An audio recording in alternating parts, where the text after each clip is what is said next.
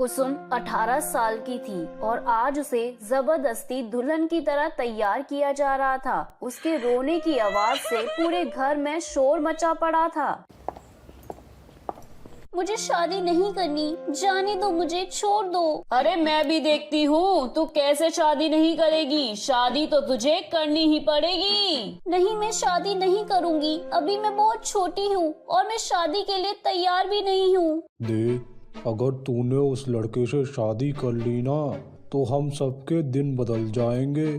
अरे बहुत पैसे वाला है, तुझे रानी की तरह रखेगा अपने घर में। आप मेरे ताऊ होकर कैसी बातें कर रहे हैं? और वो लड़का नहीं है ताऊ, वो 50 साल का आदमी है। इतने बड़े आदमी से आप मेरी शादी कैसे कर सकते हैं? खबरदार, जो तूने उसे बूढ़ा कहा तो। अरे अगर उसने सुन लिया तो तुझसे बिना शादी किए ही चला जाएगा। जाने दो ना, चला जाएगा तो। मैं अभी सिर्फ 18 साल की हूँ और वो 50 साल का। ये शादी सरासर गलत है। अरे एक तो तेरे माँ बाप तुझे बचपन में ही हमारे पास छोड़कर भगवान को प्यारे हो गए। अब क्या तेरे लिए कोई राजकुमार ढूंढ कर लाऊं क्या? अरे कौन करेगा तुझसे शादी? कोई बात नहीं ताऊ, आप मेरी शादी मत करना। मैं जिंदगी भर आपके घर में नौकरानी बनकर रहूंगी, लेकिन इतने बूढ़े आदमी के साथ मेरी शादी मत कीजिए। नहीं नहीं, हम जिंदगी भर तेरा बोझ नहीं उठा सकते। और फिर इस बूढ़े से शादी करने के बदले वो हमें पूरे 2 लाख रुपए दे रहा है। शादी तो तुझे करनी ही पड़ेगी। उसके बाद कुसुम को जबरन उस अधेड़ उम्र के 50 साल के आदमी मुरलीधर से शादी करा दी गई। मुरलीधर कुसुम को गांव से शहर अपनी हवेली में ले आया। देख कुसुम, मेरी पहले से शादी हो चुकी है और मेरी पत्नी भी इसी हवेली में मेरे साथ रहती है। तो फिर आपने मेरे साथ शादी करके मेरी जिंदगी क्यों बर्बाद की? शादी? कैसी शादी? मेरे पति ने तेरे ताऊ के सामने शादी करने का नाटक किया है। अरे पूरे 2 लाख रुपए दिए हैं तेरे ताऊ को। अरे हमें तो घर के काम करने के लिए एक नौकरानी चाहिए थी जो जिंदगी भर हमारी सेवा करे। हाँ, और हमारे कोई संतान भी नहीं है। जब तू हमें एक बेटा पैदा करके दे देगी तो उसके बाद तुझे जिंदगी भर घर में नौकरानी की तरह काम करना पड़ेगा। समझ गई ना तू?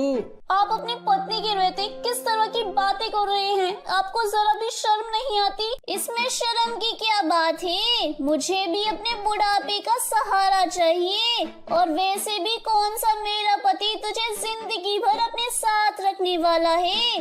बस एक बार तुम्हारी कोई संतान हो जाए, उसके बाद तुम अपनी जगह और हम अपनी जगह।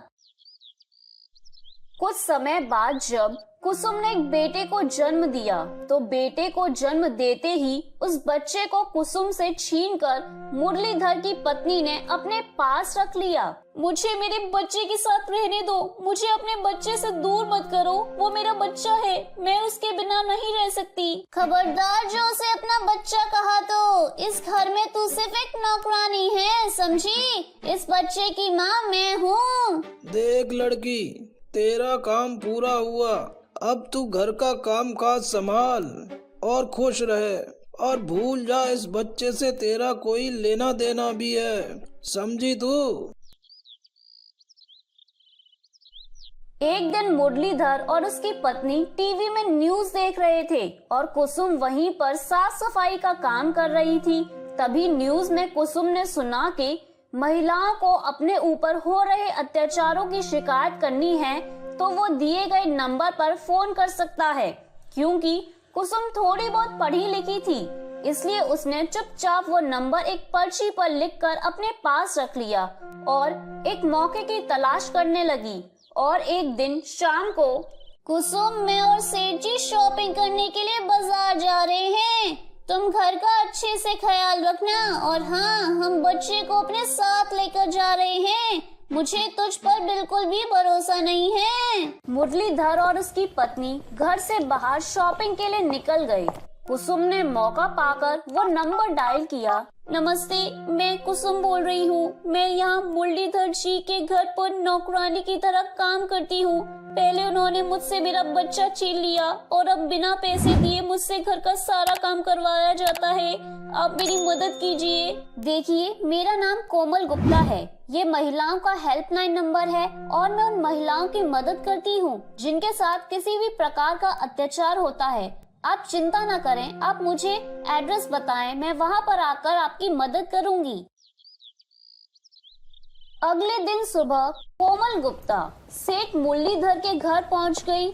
उसके साथ पुलिस भी थी। कहाँ है आपकी नौकरानी? उसे बुलाइए। लेकिन क्या हुआ है मैडम, बात तो बताइए। क्या करना है आपको हमारी नौकरानी से मिलकर? मैंने सुना है कि आपने यहाँ पर बिना पैसे के बदुआ मजदूर की तरह रखा हुआ है। आप उसे उसकी मेहनत का पैसा भी नहीं देते और जरूरत से ज्यादा काम करवाते हैं। अरे नहीं नहीं, आपको कोई गलतफहमी हुई है मैडम। हमारे यहाँ तो कोई नौकरानी है ही नहीं।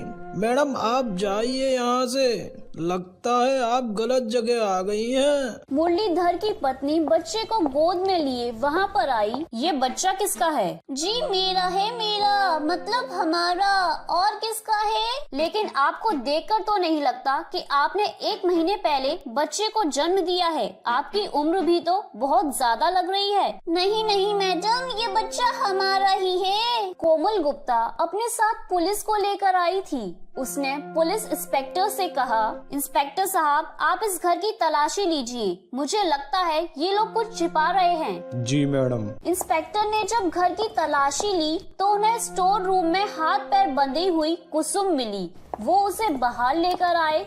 कुसुम के शरीर पर मारपीट के काफी निशान भी नजर आ रहे थे। मैडम ये बच्चा मेरा है, मैं इसकी सगी माँ हूँ। मैं समझ सकती हूँ, तुम चिंता मत करो, तुम्हारे साथ न्याय होगा। लेकिन मुझे एक बात समझ नहीं आई, इन लोगों को हमारे यहाँ आने की खबर किसने दी, जिस वजह से इन लोगों ने तुम्हें स्टोर रूम में बांध कर रख दिया? बाजार जाने से पहले मैं घर के फोन में लॉक लगाना भूल गया था। घर आने के बाद मैंने घर का फोन चेक किया तो उसमें एक नंबर था। मैंने उस नंबर पर फोन लगाकर देखा था। मुझे इस कुसुम पर हमेशा से शक रहता था और इस बार मेरा शक सही निकला। इसलिए सुबह आप लोगों की गाड़ी आती देखी तो हम लोगों ने इसके हाथ पैर बांधकर स्टोर रूम में डाल दिया। सिर्फ इतना ही नहीं मैडम, इन लोगों ने मुझे कल रात बहुत बुरी तरह से मारा। बहुत होशियार बनते हो ना तुम। अब जेल में जाकर तुम्हारी सारी होशियारी निकलेगी। इंस्पेक्टर साहब गिरफ्तार कर लीजिए इन दोनों को। अब मैं अपने बच्चे को लेकर कहाँ जाऊंगी? मेरे ताऊ ने तो मुझे पहले ही इस आदमी को बेच दिया था। तुम चिंता मत करो कुसुम, हम तुम्हें नारी निकेतन भेजेंगे। वहाँ पर तुम्हारी और तुम्हारे बच्चे की अच्छी तरह से देखभाल होगी और तुम्हें कुछ रोजगार भी दिया जाएगा। और रही बात तुम्हारे ताऊ की, तो उन्हें भी सजा मिलेगी। हमारी पुलिस टीम जाकर उन्हें भी गिरफ्तार करेगी क्योंकि इस जुर्म में वो भी शामिल हैं। कोमल गुप्ता ने कुसुम को अपना बच्चा वापस लौटा दिया था। कुसुम के चेहरे पर मुस्कुराहट आ गई क्योंकि आज उसे अपना बच्चा और अपनी जिंदगी दोनों वापस मिल गए थे। तो मेरे प्यारे दोस्तों, कैसी लगी आपको मेरी ये कहानी? मुझे कमेंट करके जरूर बताएं और अपने दोस्तों के साथ शेयर करें। अगर आपने मेरे चैनल को अभी तक सब्सक्राइब नहीं किया है तो नीचे वाले बेल आइकन को दबाकर सब्सक्राइब कर लें। तो मिलती हूँ मैं आप सभी से फिर एक नई कहानी के साथ। तब तक आप अपना ध्यान रखिए। बाय बाय दोस्तों।